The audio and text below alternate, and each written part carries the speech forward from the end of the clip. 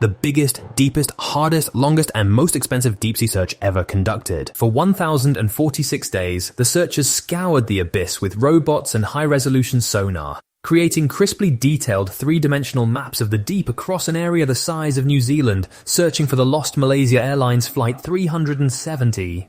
But what did they found? Completely vanished away. That was 9 years ago, but yesterday, a new report came out revealing the exact location of the aircraft. So let's dive deep into the mysteries surrounding the disappearance of Malaysia Airlines Flight 370 and how they found its location.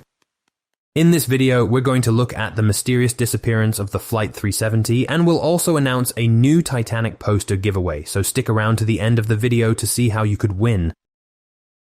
On March 8, 2014, at 12:41 p.m., Malaysia Airlines Flight 370, carrying 239 people, disappeared from radar screens while flying from Kuala Lumpur to Beijing. The plane took off from Kuala Lumpur International Airport and was headed towards China. The aircraft's last known location was over the South China Sea, and it disappeared from radar screens at 1:20 a.m. The search for the missing plane was one of the largest and most expensive in history, costing over $200 million. Many theories have been proposed to explain the plane's disappearance, some of which are based on logical analysis and evidence, while others are more speculative and bizarre. The number of crew members on the plane was 12 individuals. 10 of them were flight attendants, and the remaining 2 were the pilot Zahari Ahmad Shah and the co-pilot Fariq Abdul Hamid. As for the passengers, there were a total of 227 people on board. The majority of the passengers were Chinese, totaling 153 people, which is natural since the flight was bound for China. There were also 50 Malaysian passengers, with the rest being of various nationalities. The flight was scheduled to depart on March 8, 2014, and indeed, the plane took off from Kuala Lumpur Airport at 12:41 a.m. The weather was clear with no storms or adverse weather conditions at all. At 1:03 a.m., the plane was flying over the sea and was about to exit Malaysian airspace and enter Vietnamese airspace. Therefore, the plane needed to establish communication with Vietnamese air traffic control because monitoring and control of the plane would become the responsibility of the Vietnamese authorities. The Malaysian radar controllers instructed the plane to contact Vietnamese air traffic control. The pilot acknowledged the instruction, saying, "Roger." This would be the last communication received from the pilot. Malaysian 370, contact Ho Chi Minh 120.9. Good night. Good night, Malaysian 370.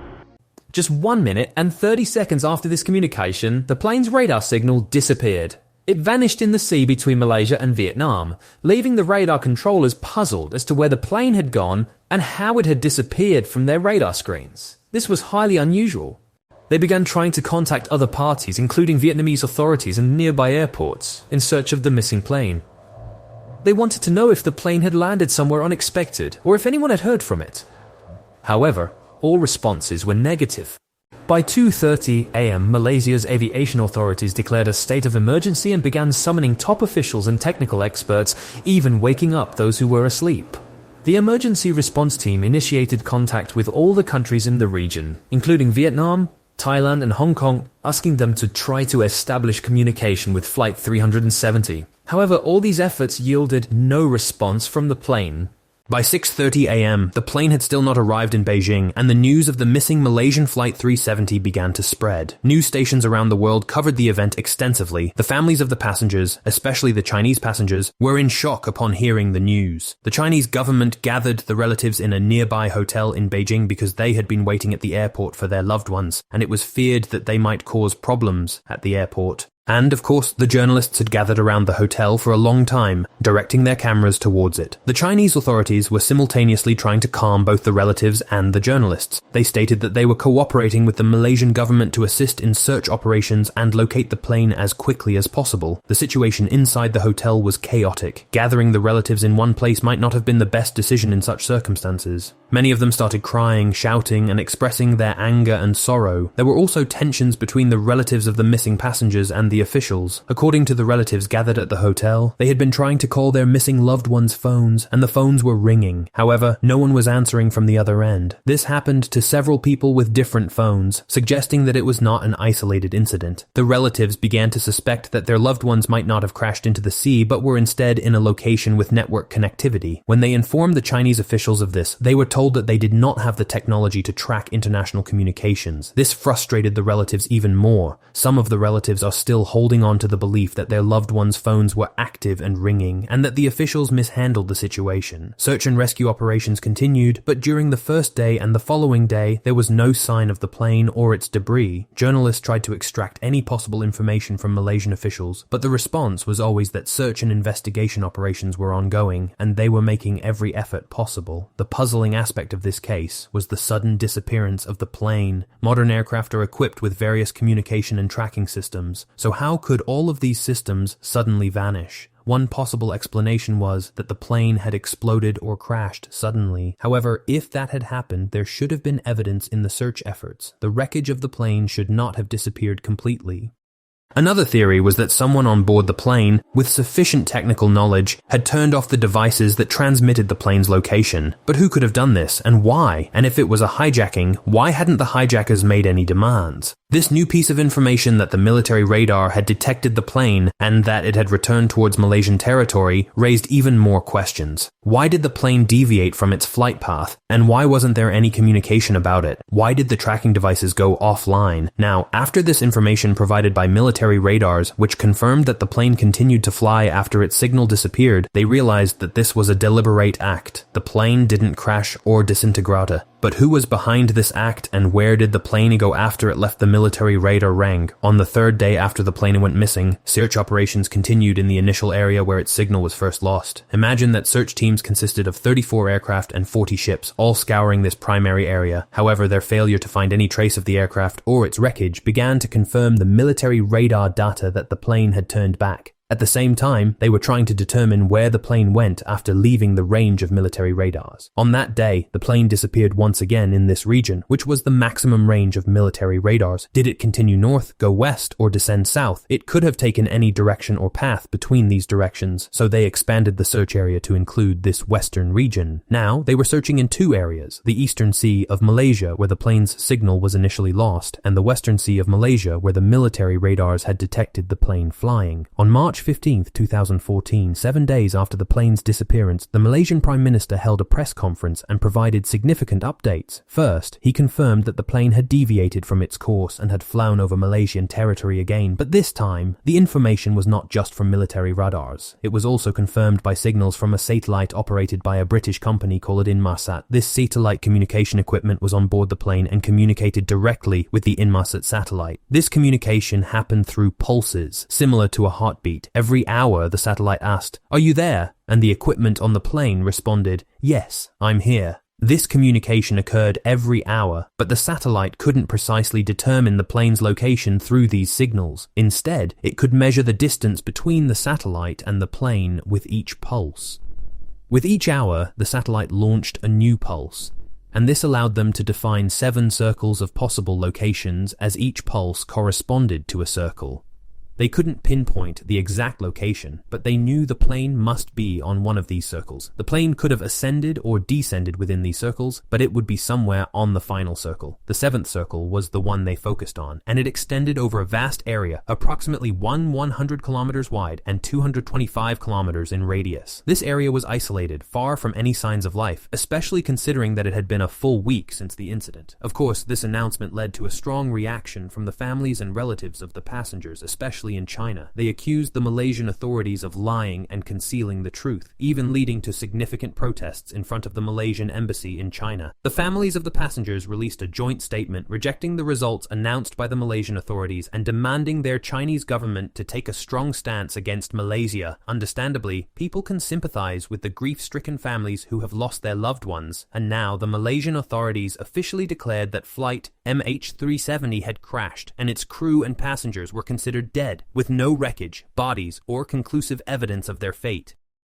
However, based on the complicated mathematical calculations using satellite signals, they determined the final location of the crash to be in the southern Indian Ocean, off the coast of Western Australia, in this vast area that you see in front of you. So, a massive search operation began in this region involving 3 main countries, Malaysia, China, and Australia, with Australia being the closest to this area. The Malaysian Prime Minister explicitly stated that Malaysia Airlines Flight 370 had crashed and sunk into the southern Indian Ocean. Still, it's crucial to note that they had not yet found any wreckage or remains of the passengers. The families and relatives of the passengers had every right to be distraught, even if the authorities were relying on mathematical calculations. Despite all this, search operations continued in the southern Indian Ocean. Simultaneously, an official criminal investigation was opened in Malaysia, as they were now certain that the plane had followed this path deliberately. The incident was no longer seen as just an accident. This was the official statement made by the Malaysian Prime Minister, and the first person who laid eyes on it was Captain Zahari Ahmad Shah. He was the person in charge of piloting the plane. If anyone could deviate the plane from its path and fly it on a completely different course, it would be the pilot. The pilot theory was the first theory that explained the strange path the plane took. This theory suggests that, for some reason, the pilot decided to commit suicide and take the plane with him. They put 1,000 lines under the word theory because there is no conclusive evidence to confirm this. However, there were some facts that supported this theory. The Malaysian authorities stormed the pilot's house after the case turned into a criminal one and conducted a thorough search because the pilot was a suspect. Since the plane changed its course, the pilot was the main suspect. After the police raided the house, they found a flight simulator, a computer, 4 screens, controls, and equipment simulating the cockpit of the plane. This is normal for a pilot. They often have such hobbies, and they may use it for training purposes. Imagine that the pilot even had a YouTube channel where he talked about the simulator he had and explained it. It was clear that he had a passion for the profession he was in, but when they examined the data inside the flight simulator game, they found a path very close to the strange path the plane took. The path shown in yellow is very similar to the actual path the plane took. According to mathematical calculations and satellite tracking data, the data from the simulated path dates back to a month before the flight, and the similarity between the two paths is striking. Many people concluded that the pilot must have been responsible for the incident, and this theory suggests that when the plane was flying over the sea between Malaysia and Vietnam, just before the plane's signal disappeared from air traffic radar, everything was normal. There was communication between the plane and Malaysian air traffic controllers. However, at 1:03 a.m., the plane entered the airspace between Malaysian and Vietnamese authorities. The control of the plane should have been transferred from the Malaysians to the Vietnamese, but the Malaysians assumed that the plane had already been handed over to the Vietnamese.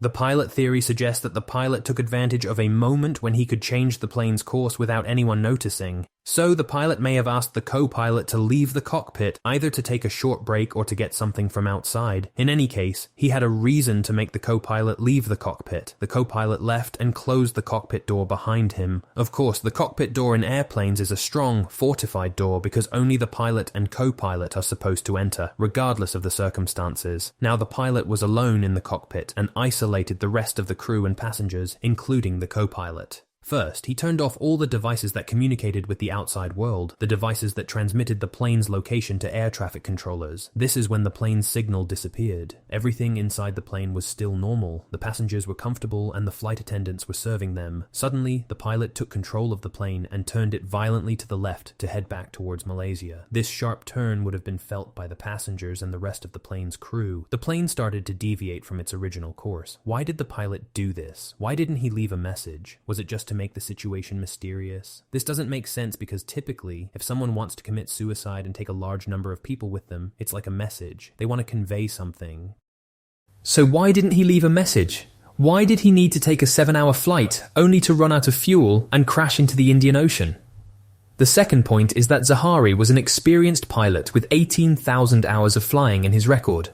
He had spent many years in the field, and all his colleagues at Malaysia Airlines, including officials, pilots, and employees, could vouch for him as an excellent person, a good person, someone who naturally wanted good things. There was no indication that he might commit something like this, and all of this, in addition to other factors, raises doubts about the pilot theory. He has a family, a wife, 3 children, and even a large extended family aside from the small one. His relationship with them was excellent and everyone loved him, describing him as kind and gentle. Almost everything in his life was beautiful, so there doesn't seem to be any reason for him to do something like this. However, all this media campaign against Zahari was vicious. Many people started considering him the villain in this case, claiming that he intentionally carried out the operation. They even delved into his private life, trying to uncover any possible secrets or scandals. They even connected the matter to a political agenda he had. They said he was politically affiliated with the opposition faction, led by a man named Anwar Ibrahim, who was arrested and sentenced to 5 years in prison shortly before the plane's disappearance. So, it's believed that Zahari, being a supporter of this opposition leader, might have been upset about his arrest and imprisonment. Some speculated that he hijacked the plane as a protest against this ruling, sending a message to the Malaysian government. However, this explanation seems illogical because he didn't leave any messages behind, didn't hold passengers hostage, and didn't communicate with the Malaysian authorities. So, this interpretation is also not very plausible. The pilot theory has some supporting evidence, especially regarding the flight simulator's path. But there are also aspects that make it seem unlikely or illogical. It's a perplexing case. During these investigations, search efforts continued with millions of dollars being spent by China, Malaysia, and Australia. Even Australia, which wasn't directly involved in the case, pledged $60 million for search efforts. However, after a month or two, all these search operations yielded no results. During these months, it seemed like everyone in the world had their own theory, and there was an abundance of rumors and excessive discussion about the case, especially on social media. Some claimed that aliens had abducted the plane, while a video showing 3 flying saucers or objects orbiting the plane became widely circulated. The plane then disappeared, leading some to believe that these were UFOs that had abducted the plane. These videos were shot from multiple angles with various types of cameras, including thermal imaging and infrared cameras. Many people believed these videos even though they were clearly fake. There were also other bizarre theories, such as the plane being shot down by a missile or North Korea abducting it for future terrorist attacks. Countless baseless theories were circulated on social media. However, some of the far-fetched theories had a hint of logic to them, although they remained quite far-fetched and challenging to substantiate. One of these theories suggested that the plane was hijacked by Russians. But why would Russians hijack a Malaysian plane? First, we need to know about a significant event involving another Malaysian plane that occurred just 4 months before the disappearance of Flight 370. This plane was Malaysian Airlines Flight 17. What happened to it was truly horrifying. This event occurred over Ukraine, and at the time, Ukraine was facing a crisis with Russian-supported separatists. Flight 17 was flying over areas controlled by Ukrainian separatists backed by Russia. Some individuals from this group fired a missile from the ground at the plane, causing it to explode. Can you imagine? They shot down a civilian plane with 298 people on board, and all 298 of them perished. It was a heart-wrenching scene, with the bodies and wreckage scattered across the crash site.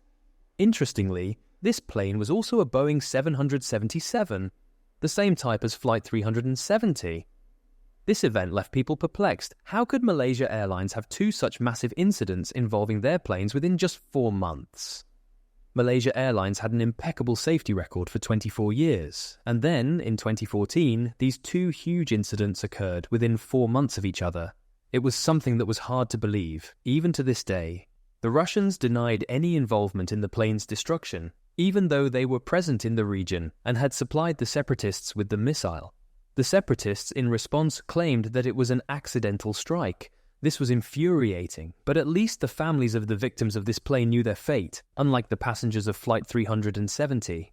Now, the question arises, what's the connection between Malaysian Airlines Flight 17, which was shot down by a missile 4 months before Flight 370 disappeared? A theory emerged implicating the Russians in the disappearance of Flight 370. When investigators looked into it, they found that 3 individuals of Russian origin were among the passengers on Flight 370. The Russian theory suggests that one of these Russian passengers, perhaps a skilled hacker, went to the lavatory. Afterward, another one of his group members started knocking on the bathroom door, insisting that he wouldn't come out. This created a commotion and drew the attention of the flight crew. The flight crew began to focus on the lavatory, wondering what the problem was. During this moment, the 3rd Russian passenger, who was seated near the small hatch that led to the electronics compartment, removed the small carpet covering it and opened the hatch. He entered the electronics compartment without being seen. This agent presumably brought a laptop with hacking capabilities and began tampering with the aircraft's systems. He first disabled the devices that transmitted the plane's location to radar systems, causing the plane to disappear from radar screens. This action puzzled the assisting crew in the cockpit. All their equipment was malfunctioning, and communication systems weren't working properly. They tried to press buttons and check the equipment while being unaware of the real problem. Meanwhile, the hacker executed the same maneuver that we've seen in the pilot theory. He depressurized the plane, and he could even control the cabin pressure from that compartment. The same compartment also contained the oxygen canisters used for the flight crew and passengers.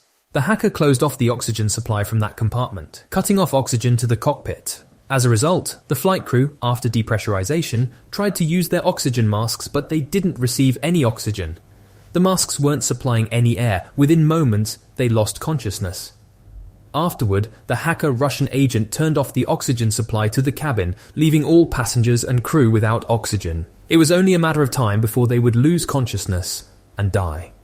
The same goes for the rest of the passengers who wore oxygen masks, but the oxygen would run out within at most a quarter of an hour, and they would die. The Russian hacker also had an oxygen mask in the electronics room and could control its oxygen, so he could survive for a much longer time.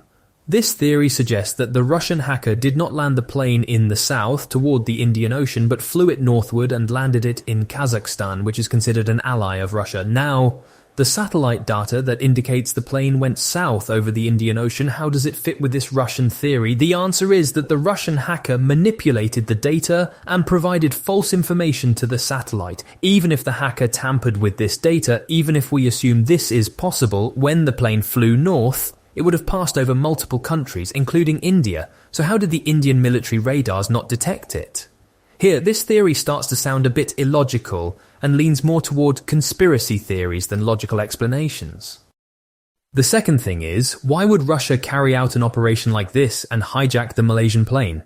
According to the proponents of this theory, it was a media cover-up for the Russian military's invasion of the Crimean Peninsula, which was part of Ukraine. Before this plane incident, Ukraine was experiencing protests and separatist groups and uprisings in some areas. These separatist groups were supported by the Russian government. With the help of these separatists, Russia invaded the Crimean Peninsula and annexed it. So this event was a major distraction in the world. These were the beginnings of the Ukrainian crisis we are witnessing now.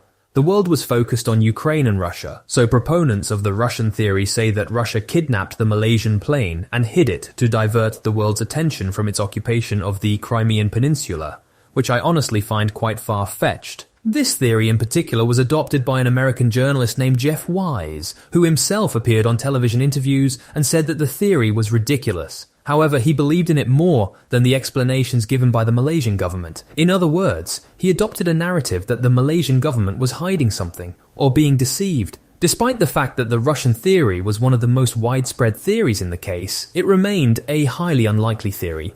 Now, let's move on to the American theory. This is also a bizarre theory that suggests that American spy planes shot down Flight 370 and concealed it. This theory has many details, but I won't go into them. I'll give you the summary. This theory, like the Russian theory, claims that the plane did not crash in the south of the Indian Ocean in the area everyone was searching.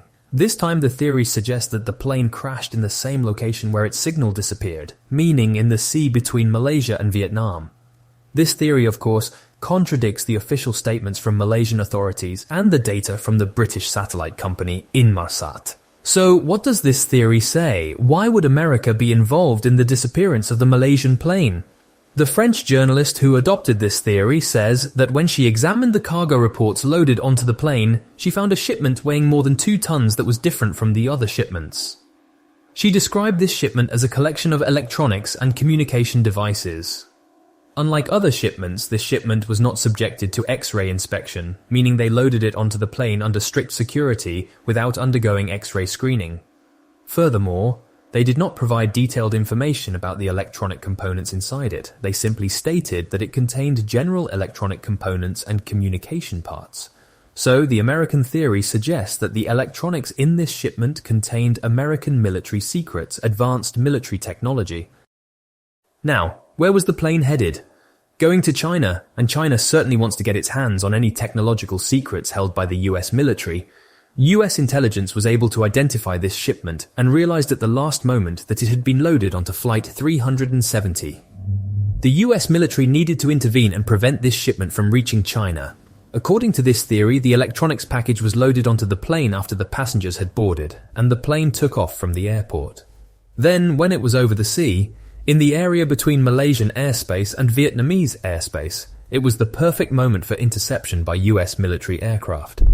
2 military spy planes of the type E-3C surrounded Malaysian Flight 370 from above and below. These E-3C American spy planes carry radar systems that look like mushrooms, and these radars can detect a wide range for a long duration. They can also jam other surveillance systems.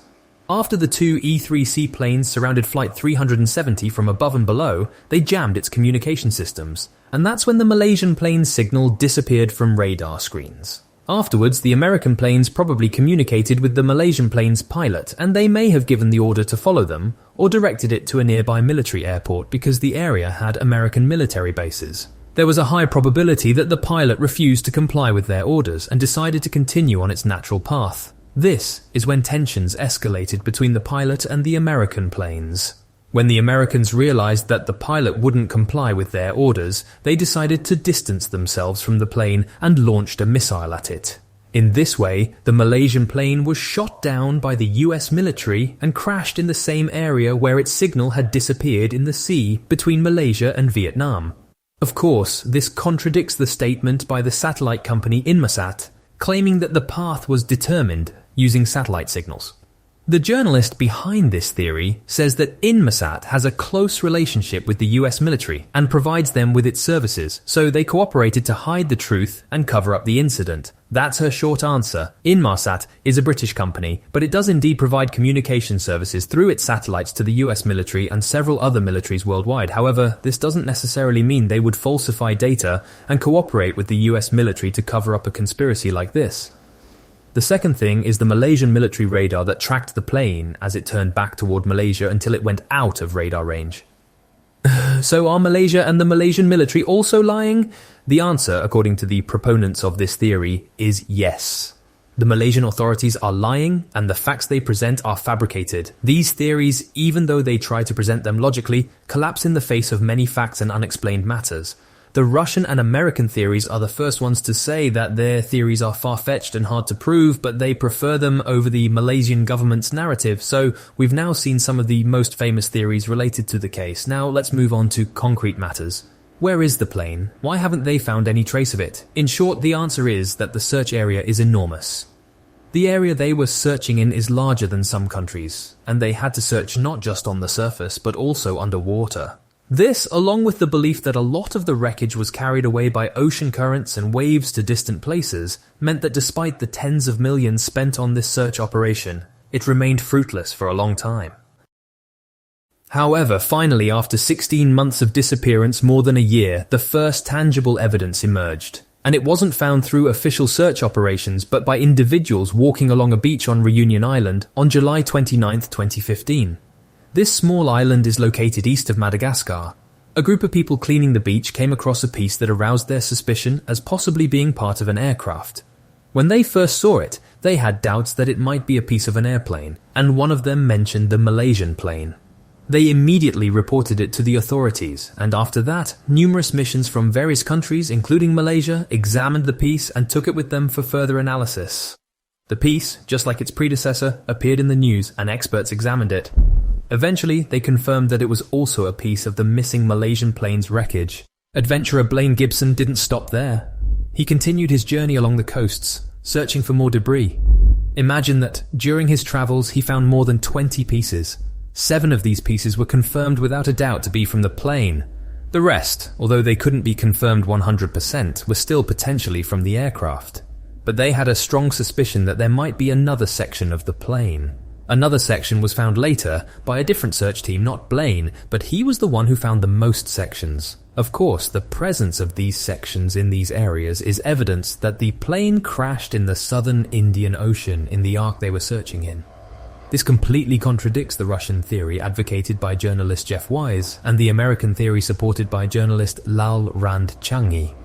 But do you think they stayed silent? Of course not. They came up with new theories that this debris was deliberately planted in these areas to cover up the incident and support the official story that the plane crashed in the southern Indian Ocean. Imagine this. Jeff, the journalist behind the Russian theory, started investigating the background of adventurer Blaine, the one who collected the plane parts. He found out that Blaine had connections with some Russians, meaning he had business dealings and even had a good command of the Russian language. So this journalist tried to portray Blaine as a Russian spy and claimed that the Russians were the ones who scattered the wreckage on these shores while letting Blaine collect it, making it seem like an adventure for him. So he came up with a new explanation to align with his theory.